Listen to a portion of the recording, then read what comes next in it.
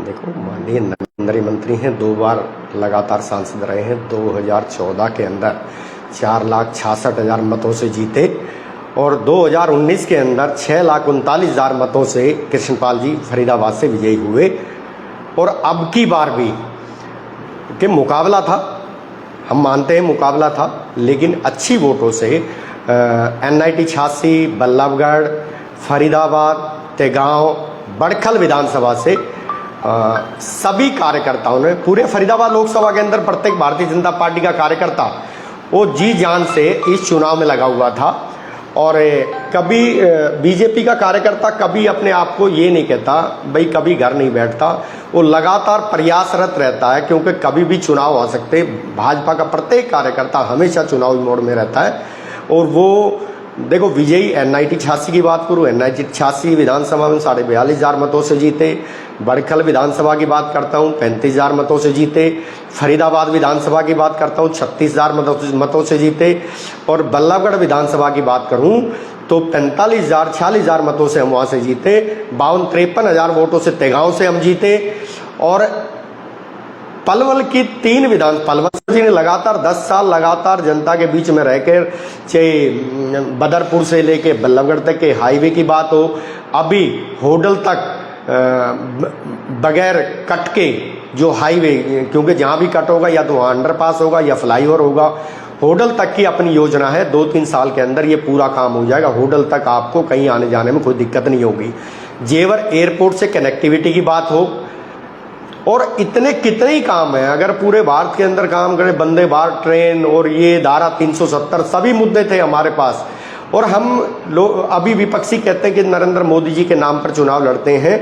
हाँ, हम नरेंद्र मोदी जी के नाम पर चुनाव लड़ते हैं, क्योंकि हमारे घर का मुखिया, हमारी पार्टी का मुखिया, हमारे देश के प्रधानमंत्री वो हैं। उन्हीं के नेतृत्व में हमने सारे कार्य किए हैं। उनके मार्गदर्शन में केंद्रीय मंत्री कृष्णपाल गुर्जर जी, उनके साथ कंधा से कंधा मिलाकर 10 साल उन्होंने जनता की सेवा की है और जनता के बीच में रहे। नहीं, देखिए आनंद सिंह जी, जिस तरीके से आप NIT विधानसभा से बिलोंग करते हैं, ऐसे में NIT में कांग्रेस का MLA है जी। उसके बाद उस विधानसभा से 42,000 वोटों की आपने चढ़त जो है कृष्णपाल गुर्जर को दिलाई। लगातार आपकी मेहनत रही, क्योंकि आपके प्रोग्राम ने NIT विधानसभा को पूरी को हिलाकर रख दिया था। तो जिस तरीके से 42,000 की चढ़त मिली, तो ऐसे में विधानसभा को लेकर क्या आंकड़ा है आपका कि विधानसभा चुनाव में किस तरीके से बाजी मारेंगे आपको? देखो, हम ये मानते 2 बार से लगातार हमारा वहाँ विधायक नहीं है।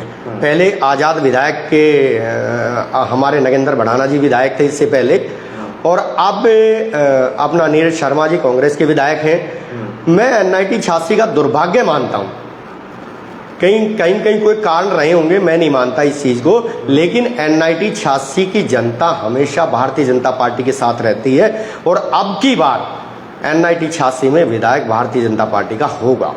अगर हरियाणा की बात करें तो हरियाणा में क्या आकलन है? हरियाणा में भी भारतीय जनता पार्टी की तीसरी बार सरकार बनेगी, क्योंकि देखो, हरियाणा का एक इतिहास रहा है कि दूसरी बार से तीसरी बार किसी पार्टी की सत्ता नहीं आई। अगर तीसरी बार वापसी करेगी तो भारतीय जनता पार्टी कर सकती है, और कोई पार्टी तीसरी बार आज तक हरियाणा का रिकॉर्ड उठा के देखो। एक बार चौटाला जी 2 बार लगातार इससे पीछे हुड्डा 2 बार रहे हैं, लेकिन तीसरी बार हरियाणा में आज तक किसी पार्टी की, लेकिन भारतीय जनता पार्टी की सरकार तीसरी बार हरियाणा में बनने जा रही है।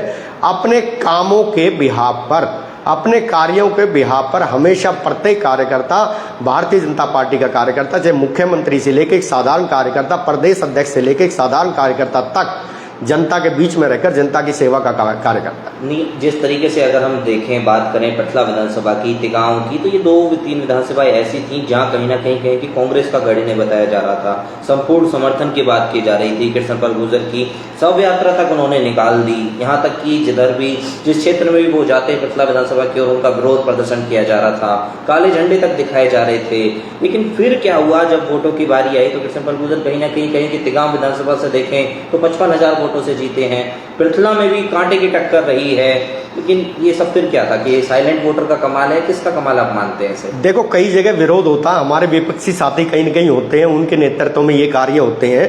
पिछली बार जब 2019 में कृष्णपाल जी जीते, कई गांव ऐसे थे कि कृष्णपाल जी को उन गांव में घुसने नहीं दिया, लेकिन उन्हीं गांव में कृष्णपाल जी को जीत हासिल हुई, कृष्णपाल जी को जिता कर भेजा। 2014 के अंदर हमने जहां 4,66,000 से जीते, 2019 में इतना विरोध होने के बाद भाई 6,39,000 से जीते। लेकिन देखो एंटी इनकम्बेंसी होती है, मैं मानता हूं। जो 2 बार लगातार आप सत्ता में रहते हो, कहीं न कहीं थोड़ी बहुत नाराजगी जनता के बीच में रहती है। लेकिन कृष्णपाल गुर्जर जी हमेशा अपनी जनता के बीच में रहकर, मैंने तो तरुण भाई ये इनके माननीय केंद्रीय मंत्री जी का प्रवास देखा है। ये सुबह से लेकर रात को 12-12 बजे तक कार्यक्रमों में होते हैं, ये कोई छोटी बात नहीं है। और अब भी जनसभा जिस हिसाब से वो कार्य करते रहते थे, कई बार तो इतनी बुरी तरह थक जाते थे, लेकिन कभी हार नहीं मानते। एक एक दिन में 30-30 कार्यक्रम, 20-20 कार्यक्रम, 25-25 कार्यक्रम। और ये हम तो देखो, आज हम अगर 3-4 कार्यक्रम, मैं खुद हूं, मेरी इतनी है, हम 4-5 कार्यक्रम अटेंड कर ले तो हम खुद, आप हमेशा जनता के बीच में रहते, चारों तरफ माननीय मंत्री जी के साथ साथ आप भी कई बार घूमते, आप भी शाम को थक जाते हैं।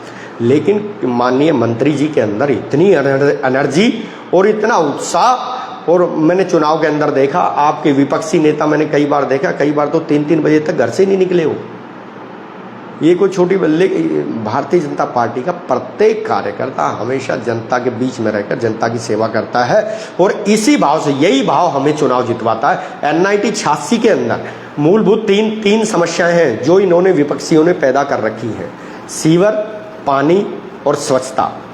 इन पर ध्यान नहीं देते और ये ब्लेम डालते हैं, क्योंकि देखो कहीं न कहीं पार्षद का काम पार्षद करता है, विधायक का काम विधायक करता है, सांसद का काम सांसद ही करेगा। और ये अगर गली में कहीं और नाली ओवरफ्लो होगी, उसके लिए भी ये कहेंगे कि सांसद कृष्णपाल गुर्जर जिम्मेदार है।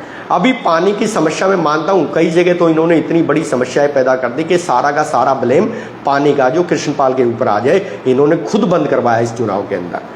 इनको अब की बार जनता, इनको अब के चुनाव में उसका हिसाब किताब जनता करेगी इनसे। नहीं, अब क्या लगता है आपको कि जो पूरे हरियाणा से जो 5 सांसद चुने गए हैं बीजेपी के, तो उन 5 में से किस किस को जो है मोदी की कैबिनेट में जगह मिलेगी? देखो, वो तो मोदी जी हैं, विचार विमर्श होगा आपस में सबका, वो देख के उनका कार्य है किस स्टेट को कितने मंत्री मिलेंगे। और माननीय कृष्णपाल जी को अवश्य, देखो फरीदाबाद में तीसरी बार सांसद बने हैं और मोदी जी के सारथी के रूप में लगातार 10 साल पहले सेवा की है, और अब की बार भी कृष्णपाल जी को अवश्य मौका मिलेगा। आनंद सिंह जी, कई जगह बीजेपी ने कांग्रेस को बिल्कुल साथ किया। मध्य प्रदेश की बात की जाए, हिमाचल की बात की जाए, मगर वही बात की जाए, जनता ने चर्चा है कि अयोध्या में बीजेपी हार गई। जहाँ गढ़ माना जा रहा था, राम मंदिर बनाया आपने, और राम मंदिर के नाम पे भी वोट की डिमांड की गई थी कि वोट राम मंदिर बनाया है, मगर वहीं से आप हार गए। क्या कहेंगे? देखो, कहीं न कहीं इसमें हम भारतीय जनता पार्टी के कार्यकर्ता अपनी गलती हम खुद स्वीकार करते हैं। कहीं न कहीं हम में कोई कमी रही होगी वहाँ भी, क्योंकि जनता को हम पढ़ नहीं पाए वहाँ, और या उनकी समस्याओं को नहीं पढ़ पाए, या उनके बीच में जो पहले हमारे सांसद थे उनके बीच में रहकर उनको समय नहीं दे पाए। तो कहीं न कहीं मैं अपनी कमी मानता हूं कि हमारे प्रत्येक कार्यकर्ता की वहाँ कमी कहीं रही होगी। जो कमी अब रही है उसमें आगे से सुधार करेंगे। अगली बार जब 2029 में चुनाव होगा, फिर से यूपी के अंदर भारतीय जनता पार्टी 80 की 80 लोकसभा में से चुनाव जीतने की कोशिश करेगी पहले की। अंत में दर्शकों से क्या अपील आप करना चाहेंगे? मैं सभी फरीदाबाद लोकसभा की जनता का हार्दिक धन्यवाद करता हूं, और फरीदाबाद के सभी भारतीय जनता पार्टी के देवतुल्य कार्यकर्ताओं का, जिन्होंने इस 2024 के इस लोकसभा के चुनाव में दिन रात भीषण गर्मी को देखते हुए और कड़ी मेहनत करके, क्योंकि मैं तो कार्यकर्ताओं के बीच में रहता हूं, हमारे बूथ अध्यक्ष, शक्ति के अंदर मंडल अध्यक्ष, जिला अध्यक्ष, जिला के पदाधिकारी, सभी मोर्चों के प्रकोष्ठों के, जिन्होंने दिन रात कड़ी मेहनत करके, क्योंकि भारतीय जनता पार्टी का प्रत्येक कार्यकर्ता अपने आप को नरेंद्र मोदी भी समझता है, अपने आप को कृष्णपाल गुर्जर भी समझता है, सभी ने अपना चुनाव समझकर चुनाव लड़ा है। और मैं एक बार पुनः आपके चैनल के माध्यम से वो सभी कार्यकर्ता